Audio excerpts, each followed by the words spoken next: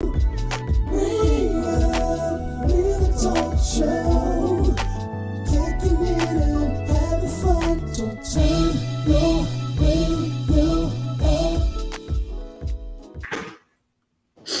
up, everybody? It's time for another episode of the Re-Up. What's up, Dion? We got no famous people to introduce us today, man.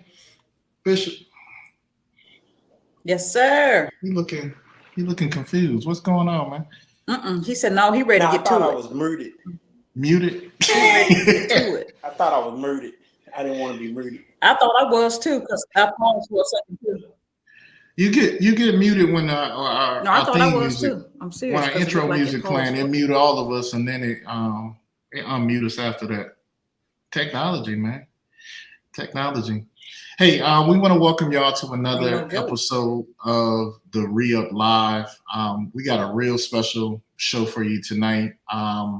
There's been a number of times on this show over the last couple of years that we've made. I know I've made the statement. Sometimes we're dealing too much with the fruit and not the root of issues, or we're focused on the root or focused on the fruit and not the root of things. And so we want to dedicate an episode tonight to just really talk about what that really looks like. So stay with us. Definitely go, if you haven't already, share this and get become a part of the conversation. If you're on Facebook, if you're on YouTube, you can join the comments, join the discussion through comments. So we're looking forward to that. Real quick before we get started, because some of this stuff is going to lean to it. I think I asked you last week, Dion, who you with, Kendrick or Drake, man? You didn't answer me last week, so had a week to think about it. Man, it don't matter. I'm just messing with you. You got a preference? He wants to do I like Drake. You like Drake? Okay. I like them both, obviously, but I just think Drake digs a lot deeper into things in terms of not just surface level things that he can use when he's going against somebody, and I think that speaks to someone taking their craft very seriously. Obviously, Kendrick is not a pushover or a paperweight or nothing like that, but it just seemed like when I listened to the tracks, because I've dedicated some time to listen to each and every track, back to back to back, and it didn't give me that vibe. Okay. To me, Kendrick was rapping and putting a lot of good things together and a lot of sound things, and it sounded good, but at the end of the day, it didn't speak to the heart of the matter. A true diss means that I'm focused on you and I'm giving you all this attention for these 3 to 5 or 6 minutes or however long the song is. It's all about you and I'm smacking you with everything that I know, what I'm saying, and putting it together and making it go. You know what I mean? But the reason why I'm asking though is like today, even on the news, I think this was like MSNBC or something like that. They was talking about it. I was like, I've never seen rap beef talked about. It was on something like CNN or Fox. Like news reporters are talking about rap beef. Like, yeah, that threw me off a little bit. It's crazy. They've definitely done some things, and a lot of people support both of them. So anytime they do things, it's gonna get a lot of attention because a lot of people is tuning in. I've seen, like, I couldn't even hardly scroll through my timeline one day. It's like every single video was people's reaction to one or the other dropping their track, and I was like, wow, this is huge. So for me, I'm probably leaning towards Kendrick, and it's just because of you remember when Nas and Jay-Z had beef, and Ether to me like killed the whole beef. Like I don't think it even extended past that, but Nas was a lyricist to me, and that's kind of how I look at Kendrick Lamar. He's a lyricist. He's never really been pop. He's never really been um, you know, mainstream for sure. He's had a couple of mainstream albums, but you know, so I like lyricists. Hence, that's Lasagna. She's a poet. Like I like poetry. On another beef type situation, right? And y'all probably, I'll circle back around to why I'm talking about beef at the beginning of this, but Cat Williams and Kevin Hart, right? I'm really talking more about Kevin Hart. Did y'all get a chance to see the Mark Twain Awards? I didn't catch him. Okay. So recently, Kevin Hart received the Mark Twain Award, and I guess this is kind of like top echelon of, comedians. Okay. And so Lasagna, look, Dion, yeah, look out, Mark Twain, you know what I mean? But I watched the show last night actually, and the thing that I found interesting about it was so many comedians came out to support Kevin Hart in his induction. So I think he had Jerry Seinfeld there.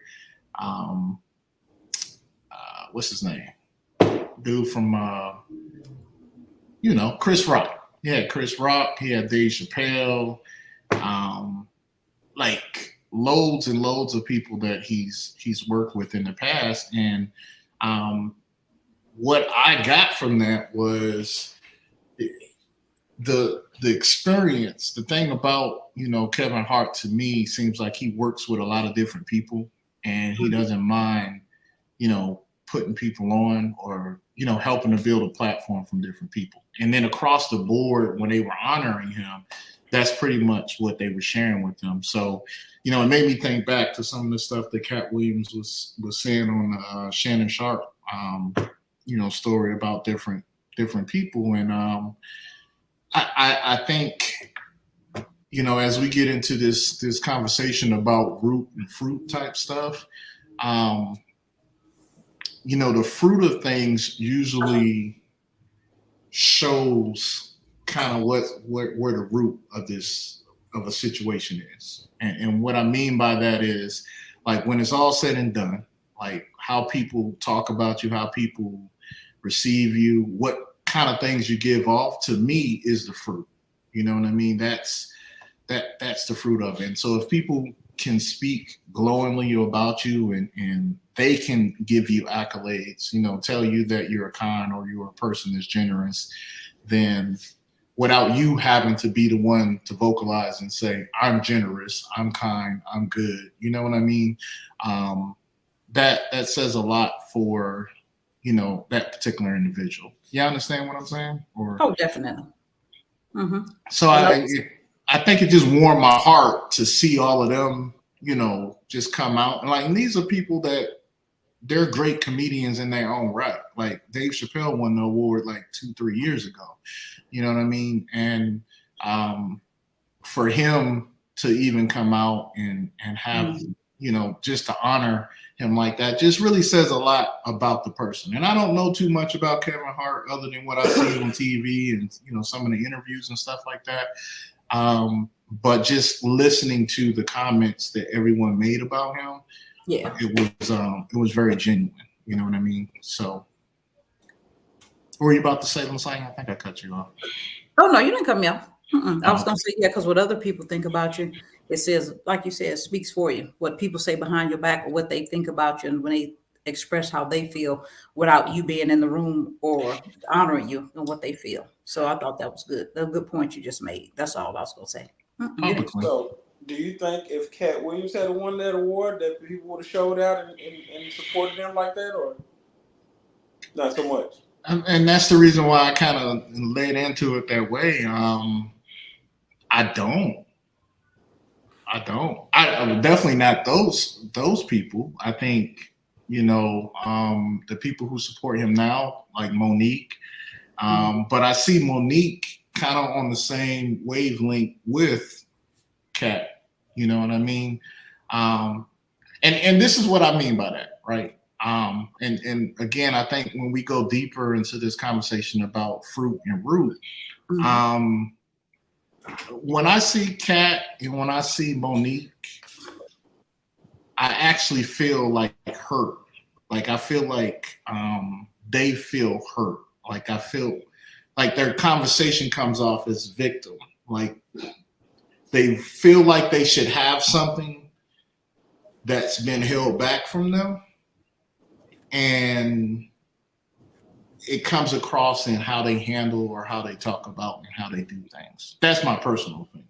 I mean, Dion, you're looking a little different, but that's kind of what I get when, and that's okay if you disagree, but when I look at them, when I hear some of the comments, a lot of people, for example, especially as Christians, we like to blame a lot of stuff on the Illuminati or, like some secret organization or something like that as being a reason why we can't be successful or why a certain person is successful, and to me, that takes away from what it really does take. And to me, it takes away from our God. Like we're trying to say that the Illuminati, like if God has a purpose for you, Sonia, has a purpose for you, Dion, like the Illuminati can sign off on that yay or nay and it's not going to go through. Like that's why I never kind of subscribe to that type of stuff.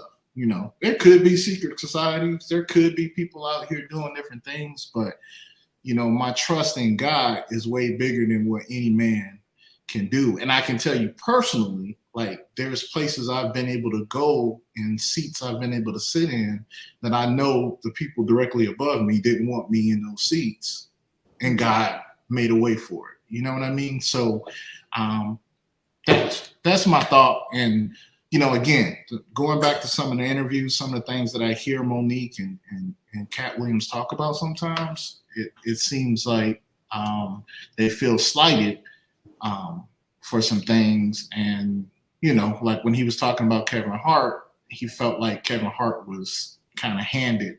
I think he called him a plant, like an industry plant, like, but the man is funny. He's genuinely funny.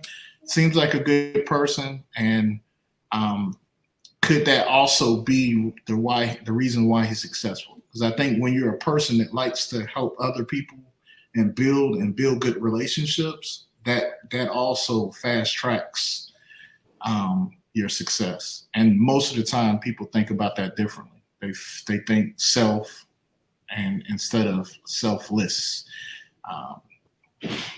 So I'm gonna back up for a second because again, Dion looking confused. Come on, Dion. You look like she got something to say. So, let me know your thoughts. Audience, what y'all think? Dion gonna help us. Come on, Dion, say what you got to say. Help me out, Dion. Yeah, because I like the show because we get difference of opinions and we don't have to think the same. So come on. I think Monique feels some type of way about how she's been handled. Well, I know she does as far as that, but I don't see the same for Kat because I see him as, being able to kind of move the way he want to move. Mm-hmm. And I think he chooses to move a certain way because of the kind of person he is. You know what I mean? It's like he turns down a lot of opportunities more than he would take them because of the position or the outlook that it would put him in. You know what I mean? And so I don't think that there's the bitterness there, but I think, anytime that you start bringing up things that people don't want brought up, you can be seen as bitter. Why are you saying these things or why is this happening? But, I just believe sometimes that, certain stuff needs to be brought up because at a certain time in the moment, not for the exposure's sake or anything like that, but because people will say things publicly that they'll say differently privately. You know what I mean? Mm-hmm. And try to act like they're not or they are this person or what have you. And sometimes, you have to, call a spade and say, hey, I see you. I see who you for who you really are. Now, just like with Drake and Kendrick, you know what I'm saying? I like both Kevin Hart and Cat Williams, so I don't have a dog in the fight as far as that. But, certainly, you know, when I look at them as comedians and look at myself as a comedian, I think my personality and the way that I am, I'm more like Cat Williams because I'm gonna do my very best and I'm gonna study and I'm gonna, you know, when I get on stage, I'm gonna give you what I got.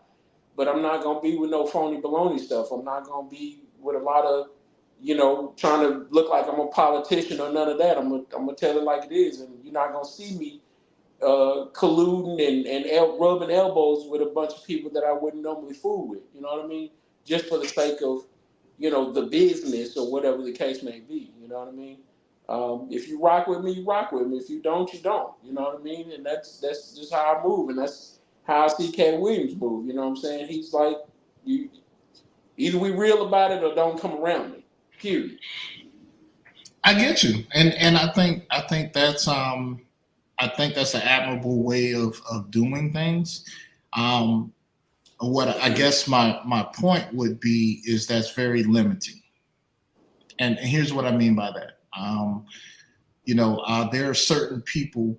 There's certain people, especially in my community, that they won't work with Caucasian people because they think they're the devil, or they think they for any number of reasons. But what if God has his blessings wrapped up in a relationship with that person? And so sometimes we cut off our blessings because we don't work with people because they don't necessarily think like us, or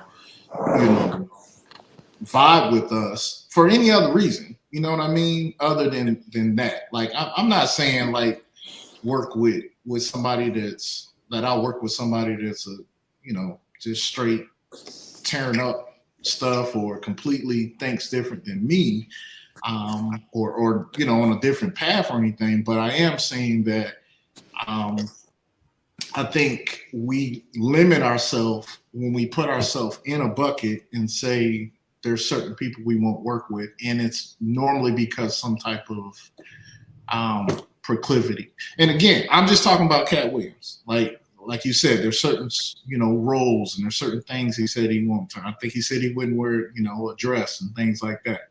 I mean, I get it. Like that's his choice, and but if the role calls for this, if the role calls for that, then why would you be mad at somebody else for taking that role and then, say, they're a sellout or whatever because you didn't want to do that? Like if that role was offered to you first and you didn't want to do it because of whatever reason, you know what I mean? Then just stand on business and leave it at what it is. Like, the expectation shouldn't be like they're going to change the whole role up for me. That's what they do, though. I mean, and when these dress situations come up, they don't come up at the beginning.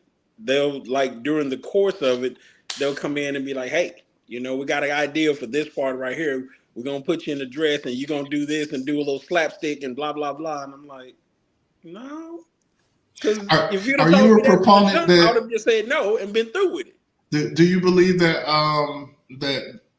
people that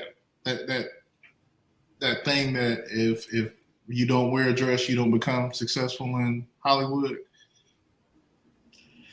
I believe you get put on certain lists as far as being labeled as hard to work with. I don't believe that it's going to be the end of your career, nothing like that. No, because like you said, I'm saying, God is in control ultimately, but certainly they can make it a little bit more difficult for you, because you remember what I told you, several episodes back, is that a huge percentage of Hollywood is the letter community, like maybe probably 90%.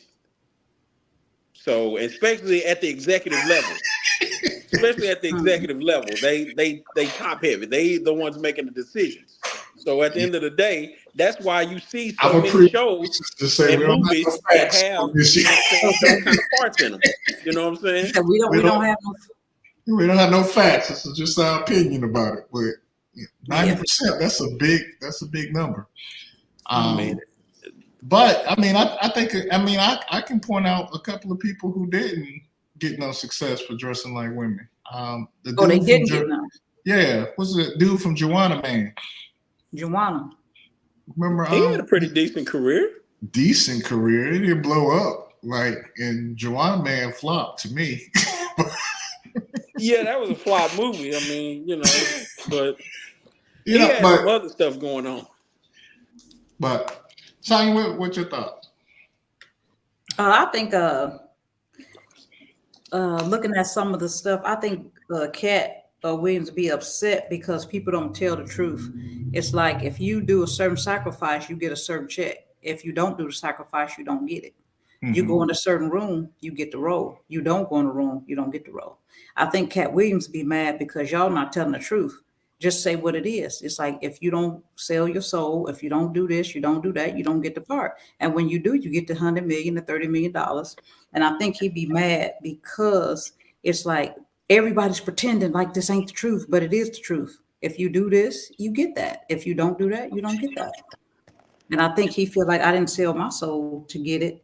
And that's why my career, my money is this level. But don't act like they didn't sell theirs and they got the $100 million role. That's what I believe he'd be really upset about because it's a whole nother world that happens behind the scenes that the general population is not privy to, that goes on in the rooms, which alludes to what Dion's saying. It's a whole nother world behind success that the average man don't know nothing about because we're not at the table in these rooms where they're making the deals. And it's not just on your talent or on the paper. And I think that's why Cat Williams be upset because he want to say it. Y'all just say what it is. This is not the truth. You know why he got them roles. You know what he did behind the scenes. You know what part of his soul he sold. You know the real deal. But y'all try to make me seem crazy because I won't sell my soul the way y'all want me to.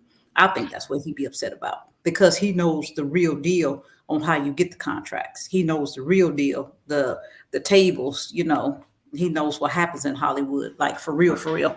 And he'd be like, everybody else act like I'm crazy, but y'all did the deal. And then you just want to act like I'm nuts. I think that's why he'd be upset because it's something else that the general public not privy to that he knows that really goes on. I think that'd be his issue. So let me ask y'all this: are we saying that? I mean, since we're talking about Kevin Hart, do we believe that he did some things or had to do some things to get the roles that he did, or because that's the point. I think I'm trying to understand. Like, is everybody who's successful? I think about a Denzel Washington. I think about all these different people who have major success. I personally don't believe that they all had to sell their soul to do that. You know what I mean? And I kind of look at, and then on the other note, I think there are some people that aren't successful because maybe I'm the only one that remembers that at the time where Cat Williams was about to take off, he's getting caught in the airport with weed, and getting arrested and beating up, getting in a fight with like a 14, 15, 16-year-old and different reports of not showing, up to different, roles on time. So, personally, I was like, some of your issue is self-inflicted. You know what I mean? Like not making great decisions when you had an opportunity to kind of do some of these things. Like to me, he was about to be more popular than Kevin Hart before Kevin Hart. It was kind of like Kevin Hart was like an opportunity. I won't say an opportunist, but he was in the right place at the right time. They was looking for a short, funny comedian. And I'm like, Dion, I like both of them. I mean, the only comedy concert that I've ever been to where I saw just one person, I've never even been to a Kevin Hart, but I've been to Cat Williams when he came to Fort Worth, what was that, 5-10 years ago. Funny man. Like when he's just in his element. But I guess what I'm saying is do we believe that people that have success is always tied to them having to do something underhandedly or selling their soul to get that? Or can it also be that, some people who don't have success might be not making some of the right decisions or being really good to work with? It's one thing to say, I don't want to work with anybody, or I don't want to work with this person because of that, and then just not be a person that can work with anybody. Am I making sense? Oh, absolutely. Absolutely. And certainly, what you have to take into account and consideration is that all of these people are really talented. And so because of that, they're going to enjoy a measure of success regardless of what people try to do or block them or whatever the case may be. It's going to be there because you can't stand in the way of their talent. Cat Williams is still touring and going everywhere and making money. So he's not sitting at home broke and, looking crazy. But at the same Mhm. time, when you look at people who are meteoric, like just crazy successful, like a Will Smith or people like that, there's always rumors about them and their sexuality and different things like that because at some point they get into a situation, and I believe personally that it is a little team playing and a little going along with the program going on in some of those situations. Otherwise, what I'm saying, it could be this person or that person or whatever, but for whatever reason, i.e. team playing, they took advantage of that, and what I'm saying, now they're in huge positions. What I'm saying? They're kind of in a class by themselves. You look at everybody that's in a class by themselves, if you will, Mhm. and there's always, there's the water's kind of murky around them. You know what I mean? In terms of Mhm. stuff that has Definitely. happened in their past or their sexuality or whatever the case may be. And that's because, at some point they've taken some of these meetings. Hmm. Mhm. Okay. Truth. Okay. I think the truth is, you're a public. We can't handle the truth. You know how they say, you can't handle the truth. The truth is, some of their success have altars at them, and everybody can't handle what really go on, what really happens. And then sometimes when you introduce to us, like, oh man, ain't nothing I thought. It's more about what you're willing to sacrifice more than it is how great your talent is. It's like, 'cause we want to get you where we need you to be so you can propagate or push our agenda. We need you to do this so we can push whatever we need to push through you. So if you So, play so along, let me you ask can. y'all this, because here's my belief even with that though. Um, all of the people that I think, if you built your career off of selling your soul, that means you built your career off of doing things like that. In the end, if your career is built off of something like that, don't we expect that it's going to fall apart at some point? You got to keep servicing altars. You got to keep whatever you get there with. You have to keep doing what it takes to stay there.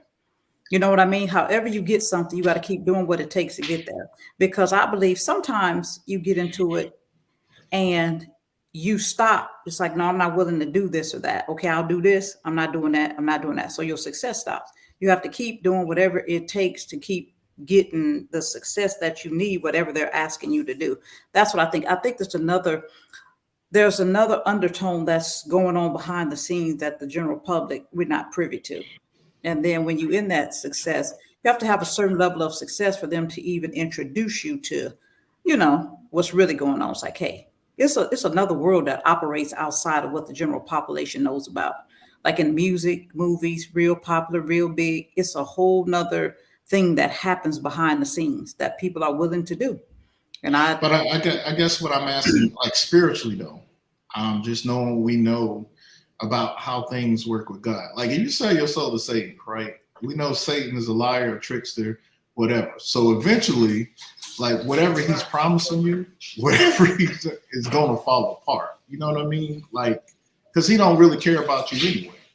You know what I mean? He don't really. He wants you to eventually fail. He just really trying to, you know, throwing as many digs as he can to God before yeah, he that's go where his places. You know what I mean? Go where he what goes.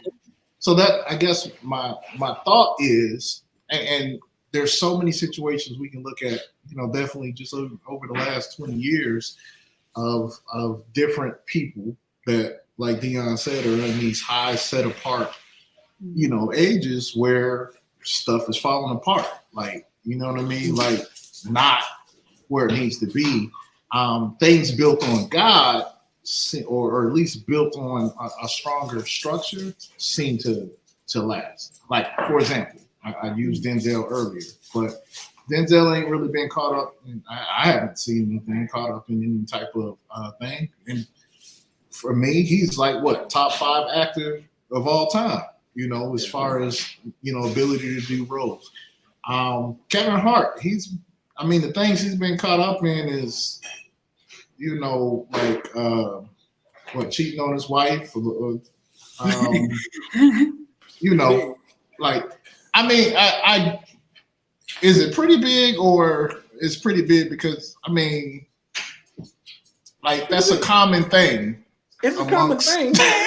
It's not like, but that's a hot button for so many people though. So it's a big deal. Like, but it's not. I'm saying it's not the thing of, you know, again, having to sleep with an executive male or something like that. You know what I mean? I haven't heard any type of rumors like that for him as well. And, you know, again, I think over time, which leads me into what our conversation, I think, is going to really be about today, is the fruit is really going to tell what your thing is built off of in the end. You know what I mean? Like, what your root is, like how your thing got started, what your foundation was. Like, if you're an orange tree, when it's time for the fruit to pop out, oranges should be popping out. You know what I mean? If you're an apple tree, you know, again, like, depending on how you got things going, depending on what started in your life, what you built your career on, or your life on, or whatever, the fruit of it is eventually going to come out for everyone to see. You know what I mean? So, and I think God just made it that way purposely. You know what I mean? He even said in the end, I'm gonna separate the wheat from the tare. You know what I mean? Because, you know, it might look alike, but at some point, like, I'm gonna be able to separate between the two, what's real and what's not. You know what I mean? So that's why I think it's super important to know, or to dive in, like, you know, when we're dealing with things, when we're talking about stuff as individuals, when we're talking about stuff as a church, like, are we dealing with the fruit of the issue, or are we dealing with the real thing? You know what I mean? Definitely. So that's kind of why I was thinking about these beef things.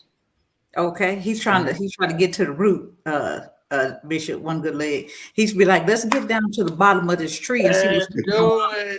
Instead of dealing with all this stuff on the outside of the tree, what's really happening at the root of these trees? Why this fruit is and I like how Sheldon put it. He said, Sheldon always say this, if anybody ever watched our show, people always dealing with fruit, but they don't deal with the root. I love it. I love it every time. I love it every time. So Sheldon's trying to get us today. Hey, y'all, let's get to the root. If we get to the root, then we won't be, the fruit will be okay. If the root is right, the fruit will be right. But we deal with the fruit, and Sheldon said, let's get to the root. So Sheldon, come on with it. He about to lead us into it. Because honestly, when the trees are first coming out, right, coming in, and when the plant's coming out, you might, some people, you're a botanist, you might be able to tell what kind of tree it is just by the leaves or the bark or something like that. But, you know, everything looks similar. You know what I mean? And so, just using the example of Cat Williams and Kevin Hart, like, there was a point where both of their careers, to me, looked very similar. You know what I mean? And, you know, again, at some point, like, over time, things just kind of come out and show you what's what. You know what I mean? Or what's really happening with different things. And so, you know, maybe we haven't reached that time for everyone yet, but, you know, I'm a believer that at some point there's going to be a time where it's revealed, you know, whatever kind of stuff you got going on, it's just going to come out. Like, I think the Bible says it in this way, like, what's done in the dark is going to come to the light, you know? And I know last week we talked about false preachers, and we talked about, you know, judgment and things like that. That's honestly why I don't feel the urge or the need to always point out, you know, different things about different people, because I feel like ultimately, if they in the wrong place or they're doing the wrong, like, it's going to reveal itself. Like, you know, so that's a worry that I don't try to burden myself with, you know. So, you know, dealing with the root of things, the scripture that kind of came to mind for me, and I'll share that, and then we can jump right into this conversation. is 1 Samuel 16:7, right? And it says, "But the Lord said to Samuel, do not look at his appearance or at the height of his stature, because I have rejected him. For the Lord sees not as man sees, for man looks at the outward appearance, but the Lord looks at the heart." And so, when I think about that scripture, and again, there's a whole story, written around it, but that particular piece of it, and there's a number of other scriptures in the Bible that talks about God looking at our heart, our intentions, stuff that, again, as humans, we don't really know. Both of you have said behind closed doors, there's a lot of stuff going on that we're not privy to. You know what I mean? But God sees, you know what I mean? So he's privy to it. He know how you got what you got, what you did, and all of that, So that's his ability to see our heart about things, and our limited vision of only being able to see, what's on the outskirts, the outside of things. So, so any other scriptures y'all that come to mind for y'all that kind of relate to that or speak to that? You got the main one that I was you got the main one we talked about earlier. You hit it. That was the main one that I had you said about man looks on the outward appearance, but God looks on the heart. That was the main one that I was looking at too. I had another one, but I don't know where I put it at. About, the heart and the root of the tree. Because I wanted to even find that scripture. You should know it.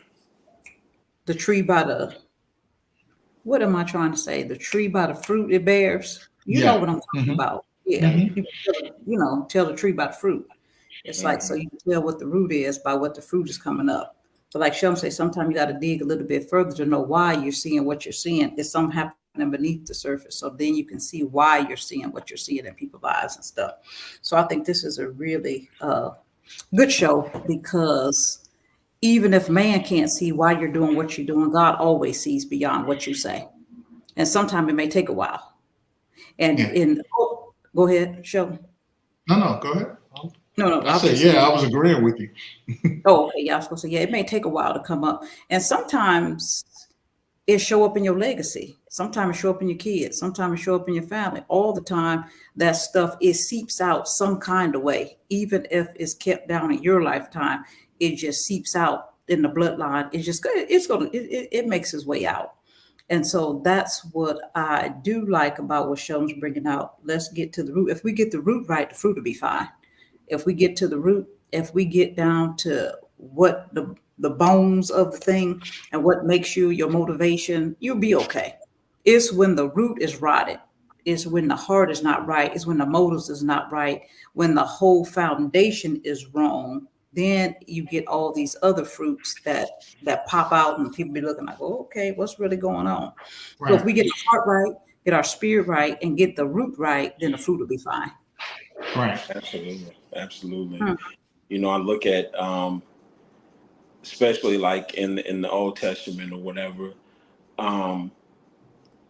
how when Adam fell, his son ended up falling not the same way, but certainly, he got into a situation where he was trying to hide things from God, basically. And then you look at Abraham and Isaac, they told the exact same lie. You know what I'm saying?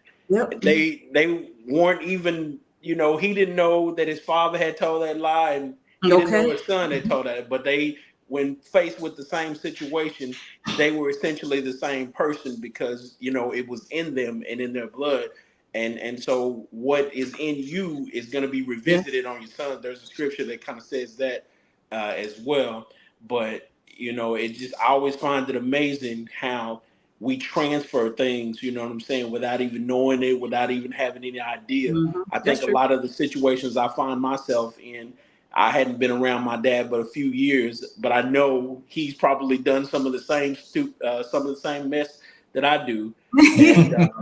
And I just know it. I don't even have to ask him, but what I'm saying, eventually I know it's going to come up. and I'll get a chance to do that. But I just find myself sometimes I like he gave me this. He did And, this. Okay. and y'all both are leading in something that I definitely wanted us to address in this, right? Because there's two parts I want to talk about. I want to talk about dealing with the root from a personal manner, and then dealing with the root from a cultural manner. And the cultural manner is kind of what you're describing. You know what I mean? In church, we call it generational curses or Mhm. things that we pass down. I got the same experience, Dion. I didn't meet my dad till I was 38. And, when I met him, I got to see so much of how I thought or why I thought the way I thought earlier in my life. It had never been, even around him for him to really, impart in me like that, other than the fact that I came from his loins, you know what I mean? So it's something true to that, which is also the reason why this is important.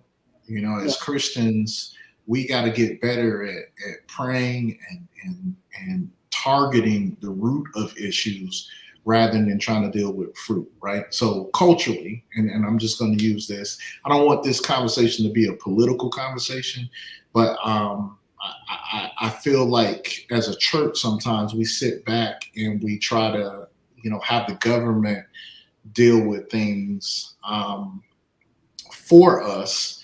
But the way the government deals with it, to me, is they trying to deal with the fruit of it.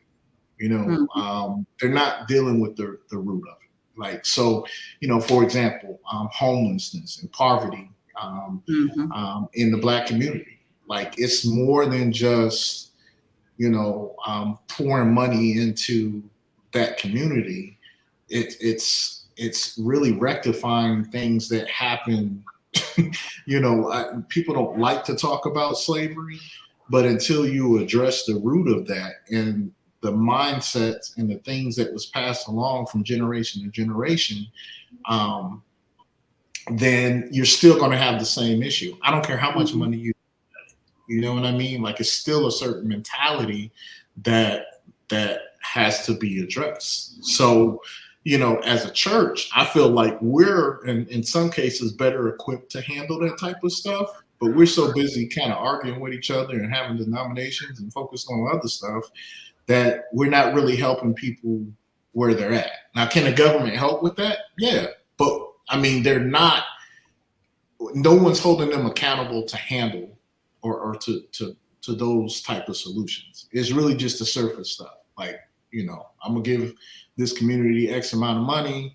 We're not gonna teach people how to use money, how to invest, how to, get land, all the different things that people have been able to build on and be successful over generations and generations. All of that has to be addressed before you can really have some good movement. You know what I mean? There's always going to be homelessness if you don't address those type of things.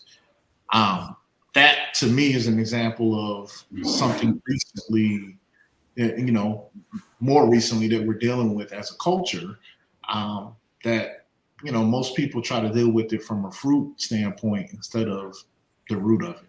Like, as soon as you start talking about, what is it?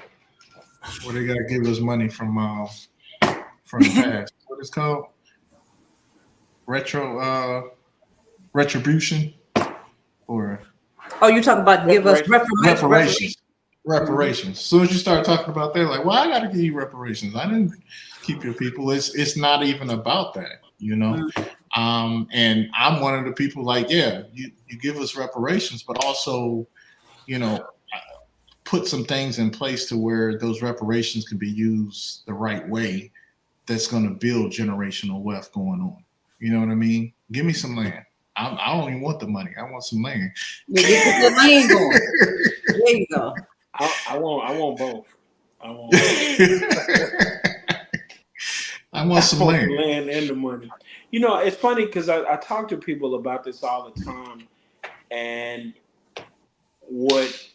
especially people that I visit with who are just here for a short while, they're like, man, you guys got a lot of homeless. And I say, here's the thing.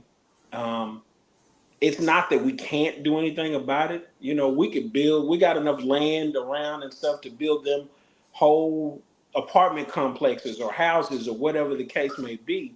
But because they're, you looking at their physical, them actually being outside or in a tent or under some tarps or whatever, and you want to fix that, what the real issue is that their mental status is so that if you put them up in this nice house, fill the refrigerator up, turn the lights on, let them wash their clothes up and do all of that kind of stuff, they still will walk out of that house and just leave it and be back on the streets. Not because they don't appreciate it, because they're a lot of times not even there. They don't even know what's really happening.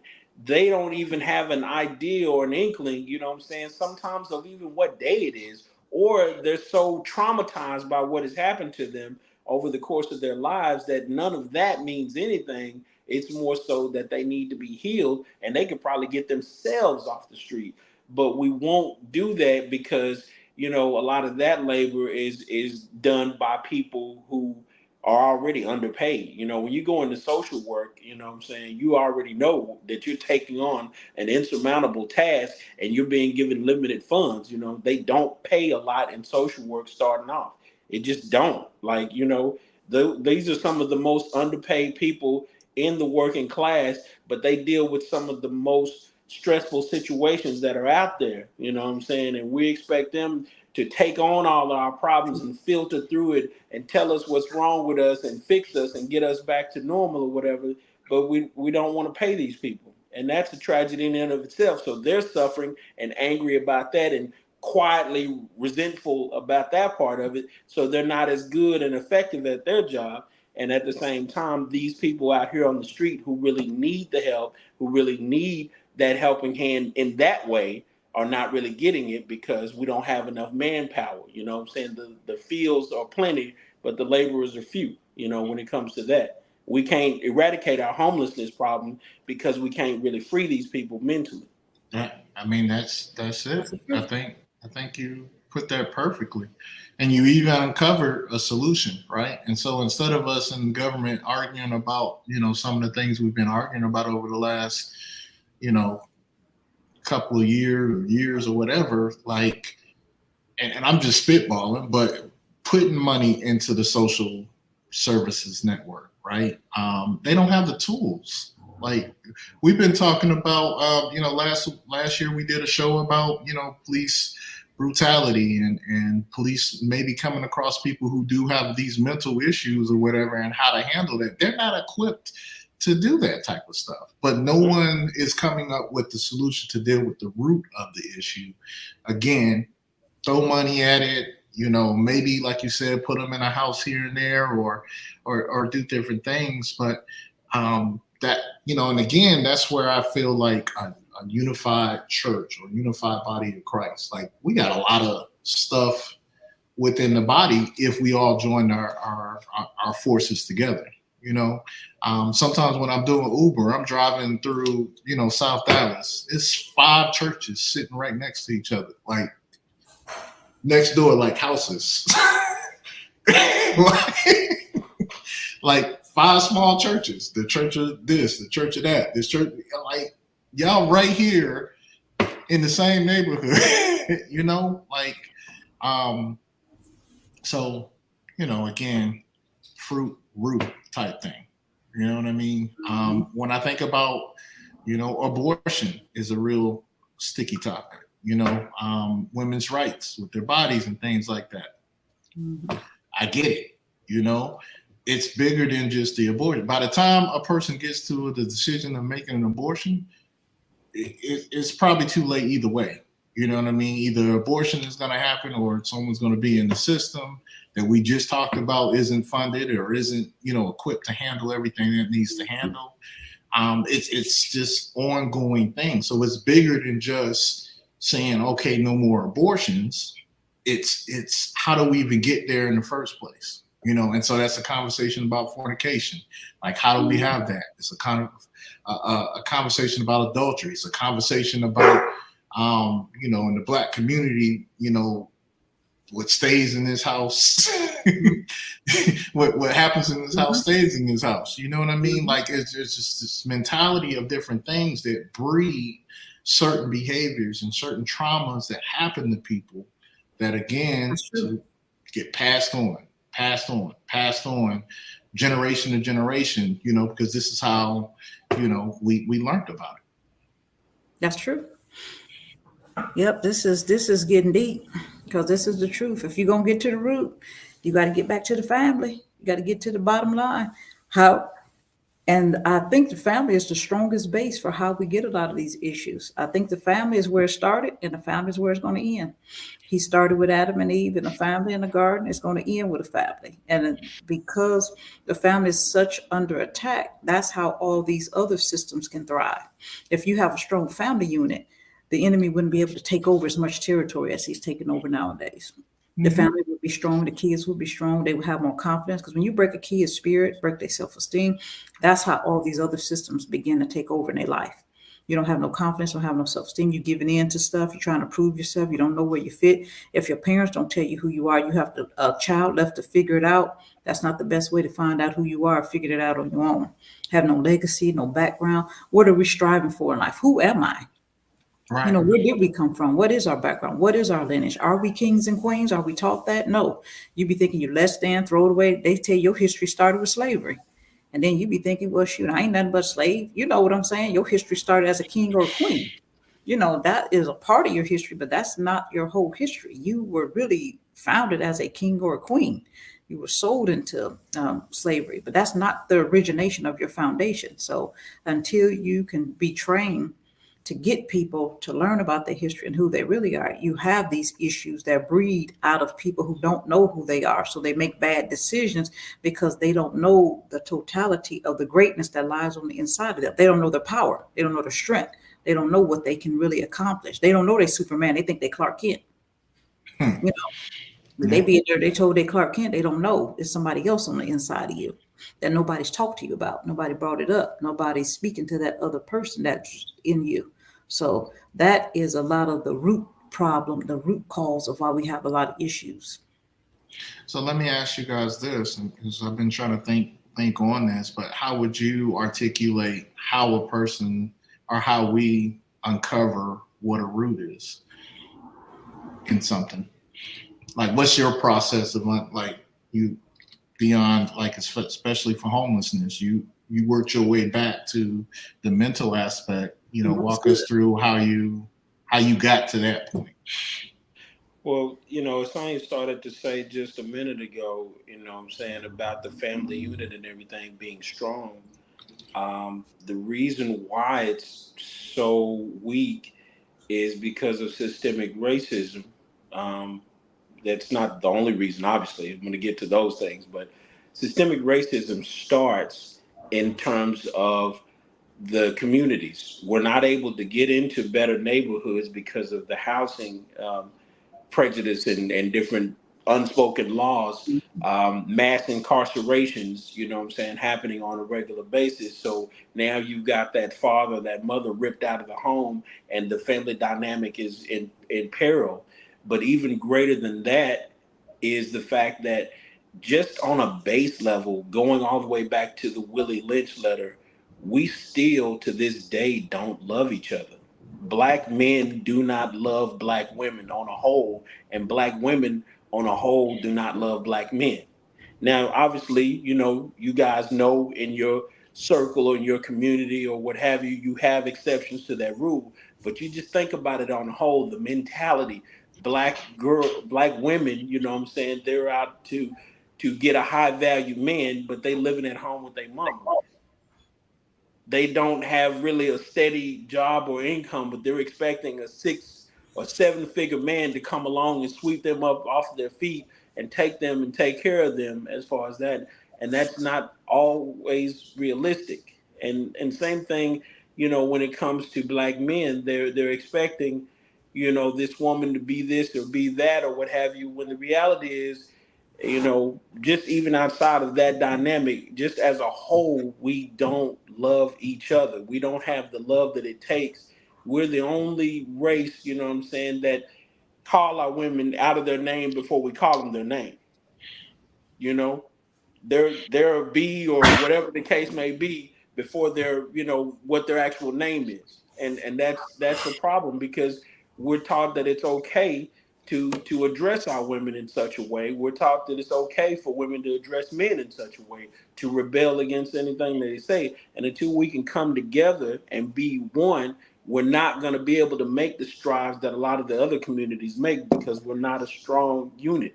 We can be easily pulled apart, and that's the issue that's keeping some of these people going to the streets, because they come from a lot of these broken homes where it was a single parent just trying to do the best they can with 4, 5, 6, 8, 10 kids, you know what I'm saying, or 2, 3 kids, or however many is too many, you know what I'm saying, for them to handle.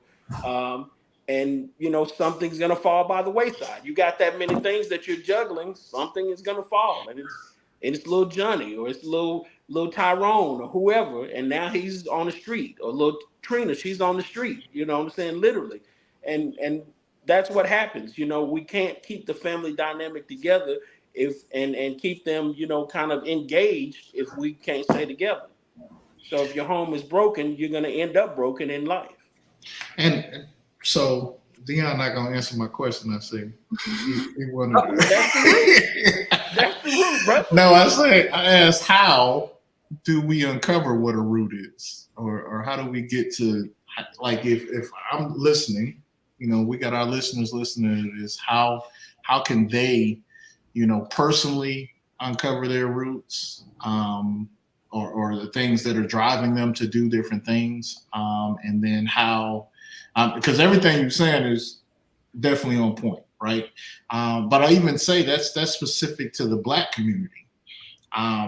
In my driving on Uber, I see just as much as white people out there. And I saw a comedian was like, why? Like, I don't understand why white people are homeless. But again, mental issues really don't have like a color thing. Now you did a great job of explaining why the Black community might, be more susceptible to that. They got different roots, though. Their situation may be more so drug related, or what I'm saying, or they were teased or ostracized to a point where it affected them and messed them up or whatever. Usually their family dynamic was pretty strong, so that's not necessarily their issue. I was speaking to our issue and what causes us to be out there at an increasing rate as far as that part of it. But them, most of the time, if you look at them and their situation, that's what the issue is. They themselves kind of chose to go that way because they didn't like something that happened to them personally on a trauma level.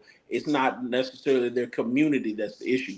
With us, it's our whole community that's kind of on tilt. You see what I'm saying? So therein lies the difference as far as that. Both roots are embedded in the fact of things that happened early on in their lives or what have you that kind of drove them to the streets or what have you. But it was different things that happened, on their journey.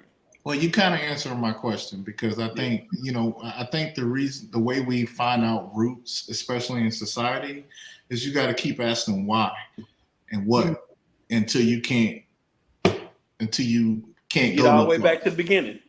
Exactly. You know what I mean? Like, just asking questions like, well, why? The basic question is, why is this person here, right? And then, and they'll give you a reason, right? And then, well, why did you make that decision? Or why did you, what happened there? So it's asking questions, right? Until you get to a point where, normally it's going to be a point where the trauma happened or some decision happened, right? Or lack there of a decision, happened. And I think that works personally as well. I know, transparently, when I was younger, I struggled with fornication, right? And, when I look back at my life and why I struggled with that, or, when I asked myself, like, well, why did you feel like you needed this, or you needed to do this, or needed to do that? It was a self-worth, Lasagna mentioned self-worth, right? Wanting to find worth in something that is only temporary.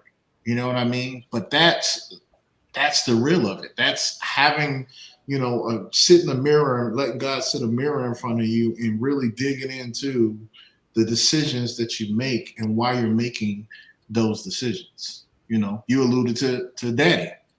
My daddy was a Rolling Stone. So I had a proclivity to do that. And without, the right guidance or whatever, I and put the perfect situation in place, then, but that leads, I understood that it was leading to heartache. It was leading to situations that I didn't envision for myself, you know what I mean? Or I didn't want for myself. So again, I think, one of the ways you find roots is you start asking questions, and they're tough questions. You get to a point where it is tough questions, and they do lead sometimes to some very traumatic moments, or some moments that you've been trying to bury or push away or think didn't need to deal with. But I'm a big believer in counseling. I think counselors and life coaches and things like that are really great to help you kind of maneuver through those things. And I think having good relationships, people who are honest with you, people who you can be transparent and honest with, kind of helps you with that too. Because getting to the root of it, that to me, that's the only way to really execute change, to permanent change. Even if, let's say you don't smoke anymore, or you don't fornicate anymore, or whatever. If you ain't dealt with the root, you still have this battle that you're going on with. You mad at people because they fornicating. That's when we talked about judging.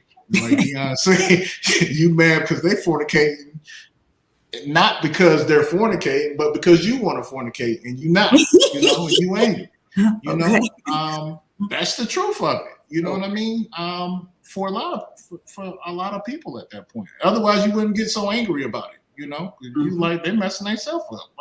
Why you angry? Right.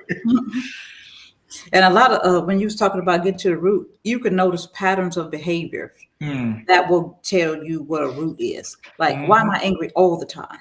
Then your mom was angry. Then your grandma was angry. You'd be like, oh, this is a bloodline thing. If you notice a specific pattern of behavior, it will lead back to a root. It could be anything. Oh, why I be lying all the time? Oh, grandma lied. Mom, everybody be lying. If you notice a pattern of behavior, it will allude to a root.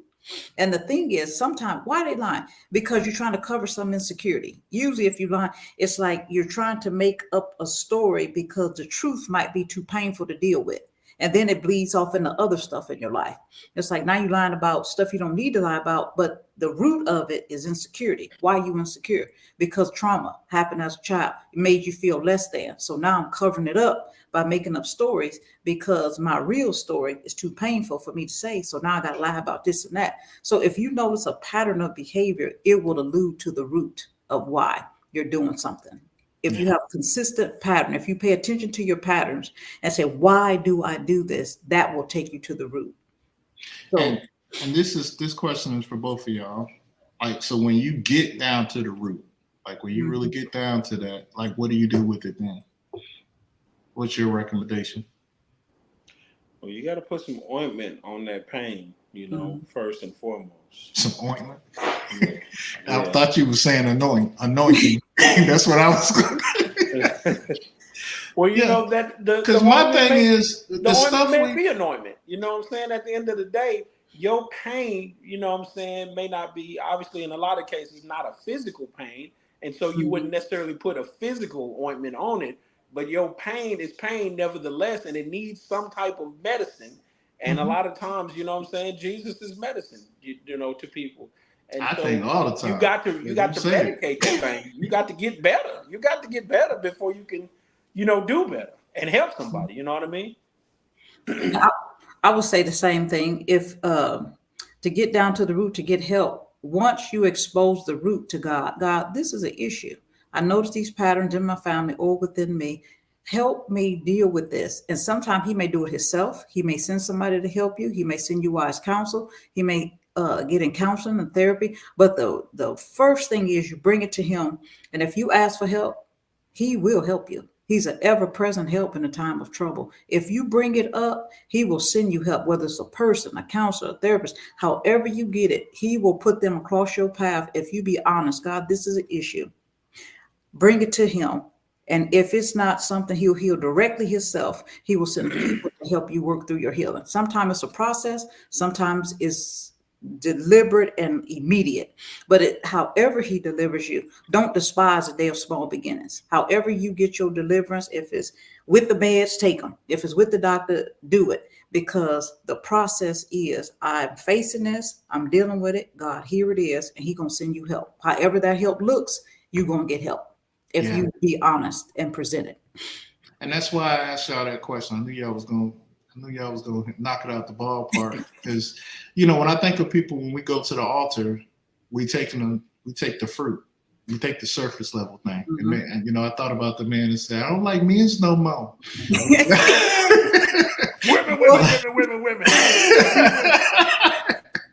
The issue, the fruit is the men's. You know what I mean? But there's a reason why he likes the men's. You know what I mean? And that's what we're not bringing to God sometimes. And I'm just saying this from my personal experience. I ain't trying to judge nobody here. There's things that I know that God has really been able to work through.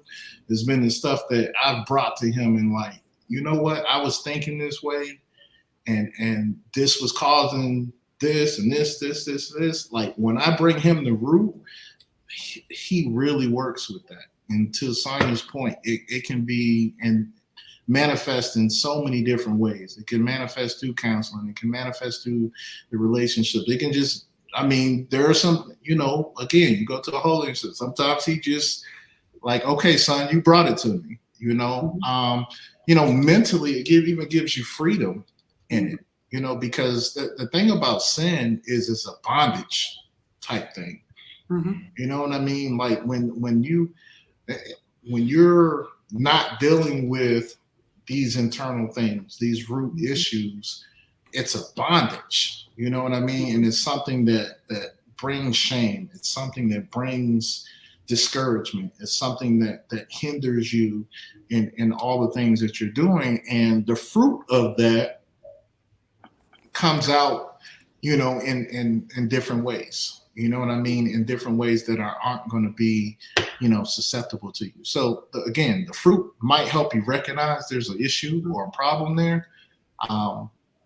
But you know, the goal is to really pull back the layers and understand what the real issue is. And bring your fruit to God. Like if you see an issue in your life, bring it to him. You may not know the root. You may not know why you act the way that you act, but if you bring it to God, he will take it back and he will bring it up to you. So even if you can't identify what the root is, bring the fruit to him. Like, God, I'm angry. What am I angry about? He will take you back and peel back the onion. Sometimes you really don't know what the root is. Sometimes you can be honest and say, I have no idea why I act like this. And then you have to bring the fruit to God and then he can work it back to the root. Just to be honest, I'll tell you the number one thing is be honest. When you see proclivities and things you don't like in your life, be honest about it. God, I don't want to be like this. Help me. I promise you, he will help you. I like it. There you go. So before we end the show, there's one thing, Dion, I met a lady yesterday. I was doing Uber. Some of y'all don't know, maybe y'all know, but I do Uber part-time, like in the mornings. And I met a young lady. She's not really, she's young. She's 64 years young. But she's about to get put out of her college campus dorm. So I'm trying to, you know, shorten this.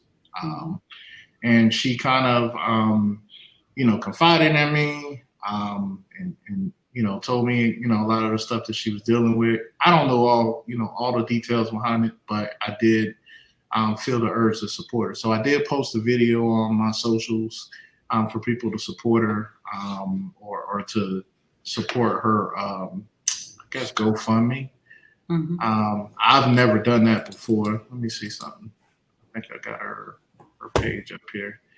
I did make an error well, I didn't make an error. Spell check made an error. I said in the video, go to GoFundMe and then look up Mrs. A. Morton. But the actual when I typed out GoFundMe, my spell check changed it to God Fund Me. So that was prophetic. It was right. So this is her page. Hold on, I know this lady. She got money. I'm just playing. No, he teasing. Get us in trouble now. Okay. So her deadline was today. So there's some other things that she's gonna have to do. She's probably gonna have to look for another place or something like that. So she still needs the help. If you guys can help her, again, this is her page. So what I did, I just went to GoFundMe and I looked up her name, Mrs. A. Morton. Oh, Mrs. A. Morton. Okay. Or Miss A. Morton. And then the headline she had a different headline up here when I first looked at it. But again, I think honestly, when it comes to stuff like this, I think this is what the church is for. I know a lot of people saw it. A lot of people said, that they would support and help out. So, again, it's still time to do that. So I kind of wanted to end the show on that particular note. And I talked to her. Honestly, at the end of the day, she encouraged me about she confirmed a lot of the stuff that we've been talking about as far as some of the stuff we're aspiring to do as far as getting the building and entertainment and things like that.